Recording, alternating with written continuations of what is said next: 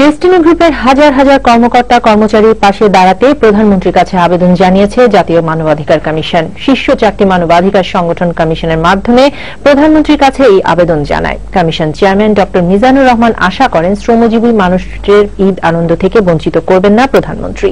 Mithun মোস্তাফিজের report.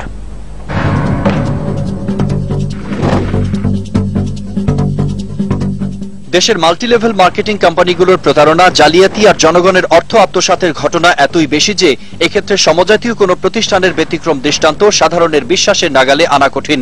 তবে মানবাধিকার কমিশনের চেয়ারম্যান বলছেন, গ্রাহক পরিবেশককে ঠকানো নয়, বরঞ্চ বেশি কমিশন দেওয়ার নজির স্থাপন করেছে ডেস্টিনি। আমরা ইউনিট টু পে কথা বলতে পারি, যুবকের কথা বলতে পারি, যেখানে দেখা গেছে যে তাদের যারা ছিলেন আপনার সদস্য, যখনই প্রশ্ন উঠেছে তারপরে দেখা গেছে তাদের অফিস ভাঙচুর হয়েছে, এখানে মানববন্ধন হয়েছে, সরকারের কাছে তারা আবেদন করেছেন যে আমাদের প্রাপ্য টাকা, আমাদেরকে জালিয়াতির মাধ্যমে আমাদের টাকা নিয়ে নেওয়া হয়েছে, আমাদের টাকা ফিরিয়ে দেওয়া হোক।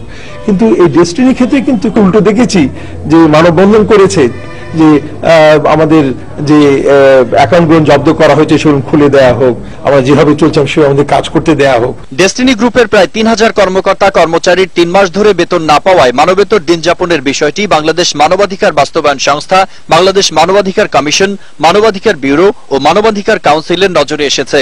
জাতীয় মানবাধিকার কমিশন সংগঠনগুলোকে সাথে নিয়ে প্রধানমন্ত্রী শেখ হাসিনার কাছে বিপুল সংখ্যক মানুষের বেতন ভাতা নিশ্চিত করার অনুরোধ জানিয়েছে। যে সমস্ত কর্মীরা এখানে কাজ করেছেন তারা তো নীতি নির্ধারণে কোনো কিছুর সঙ্গে যুক্ত নন, সুতরাং নীতি নির্ধারিতের সঙ্গে যারা যুক্ত নন তাদেরকে কেন তারা মানবিত জীবনযাপন করতে বাধ্য হবেন? চলমান পরিস্থিতিতে বিশেষ মনিটরিং এ ডেস্টিনির ব্যাংক হিসাব পরিচালনা এবং কোটি কোটি মানুষের ভাগ্য সংশ্লিষ্ট বিষয়টির সমাধানে উচ্চ আদালতের কাছে অনুরোধ জানান ড মিজান। এদিকে প্রধানমন্ত্রীর কাছে জানানো মানবাধিকার সংগঠনগুলোর আবেদন বাস্তবায়নে এগিয়ে আসার অনুরোধ জানিয়েছেন ডেস্টিনি গ্রুপের চেয়ারম্যান মোহাম্মদ রফিকুল আমিন। তিনি জানান, সরকারের তত্ত্বাবধানে অন্তত স্বাভাবিক ব্যাংক হিসাব পরিচালনার সুযোগ দেওয়া হলে লাখ লাখ পরিবেশকের কমিশন ও গ্রুপের চাকরিজীবীদের আর্থিক বিপর্যয়ে পড়তে হতো না। বিদ্যুৎ বিল, পানি বিল দেওয়া যায়নি, প্রায় 46 কোটি টাকা আয় করের যেটা আমাদের ভ্যাট ট্যাক্স আমাদেরকে ধরেছে, আমরা চেক দিয়েছি, তারা ক্যাশ করতে পারেনি। এবং সবচেয়ে ওয়ার্স্ট যেটা হলো চট্টগ্রাম পোর্টে আমার মনে হয় প্রায় 20 কোটি টাকার মাল এসে পড়ে আছে। তারা বলেন, ন্যায় বিচারের মাধ্যমে সত্য আবিষ্কার হবে, তবে তার আগে আর্থিক বিপর্যয় কাটাতে কোটি কোটি মানুষের পাশে দাঁড়াবেন প্রধানমন্ত্রী। মিঠুন মোস্তাফিজ, বৈশাখী নিউজ, ঢাকা।